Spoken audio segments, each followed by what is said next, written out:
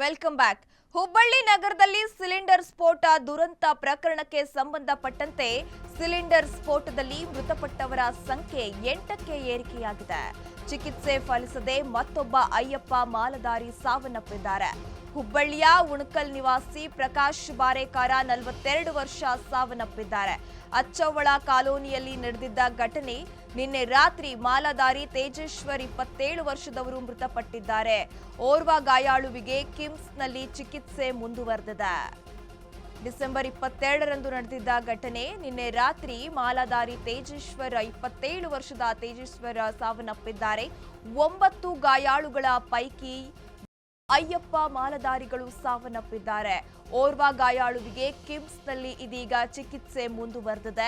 ಹುಬ್ಬಳ್ಳಿ ನಗರದಲ್ಲಿ ಸಿಲಿಂಡರ್ ಸ್ಫೋಟ ದುರಂತ ಪ್ರಕರಣ ಒಟ್ಟು 9 ಜನ ಮಾಲಧಾರಿಗಳಿಗೆ ಗಾಯವಾಗಿತ್ತು. ಇದೀಗ ಮೃತಪಟ್ಟವರ ಸಂಖ್ಯೆ 8ಕ್ಕೆ ಏರಿಕೆಯಾಗಿದೆ. ಪಾಪ ಏನೂ ಗೊತ್ತಿರಲಿಲ್ಲ. ರಾತ್ರಿ ಊಟ ಮಾಡಿಕೊಂಡು ನಿದ್ದೆ ಮಾಡ್ತಾ ಇದ್ದಂತಹ ಸಂದರ್ಭದಲ್ಲಿ ಆಕಸ್ಮಿಕವಾಗಿ ಕಾಲು ಸಿಲಿಂಡರ್ಗೆ ತಾಗಿ ಬೆಂಕಿ ಹೊತ್ಕೊಂಡಿತ್ತು. ಇದರ ಕುರಿತು ಹೆಚ್ಚಿನ ಅಪ್ಡೇಟ್ಸ್ ಕೊಡಲು ನಮ್ಮ ಪ್ರತಿನಿಧಿ ಮಂಜುನಾಥ್ ದೂರವಾಣಿ ಸಂಪರ್ಕದಲ್ಲಿದ್ದಾರೆ.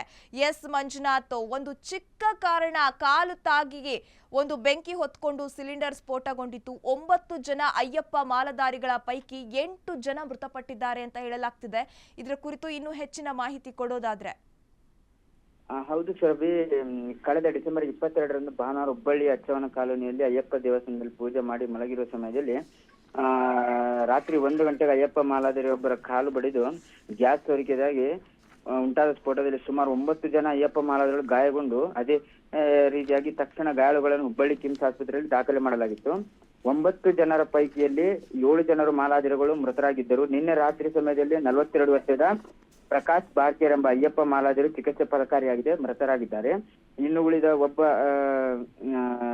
ಅಯ್ಯಪ್ಪ ಮಾಲಾಧಾರಿಗೆ ಕಿಮ್ಸ್ ಆಸ್ಪತ್ರೆ ಚಿಕಿತ್ಸೆ ನೀಡಲಾಗುತ್ತಿದೆ. ಓಕೆ, ಥ್ಯಾಂಕ್ ಯು ಮಂಜುನಾಥ್ ತಮ್ಮೆಲ್ಲ ಮಾಹಿತಿಗೆ. 9 ಗಾಯಾಳುಗಳ ಪೈಕಿ 8 ಅಯ್ಯಪ್ಪ ಮಾಲಧಾರಿಗಳು ಸಾವನ್ನಪ್ಪಿದ್ದಾರೆ.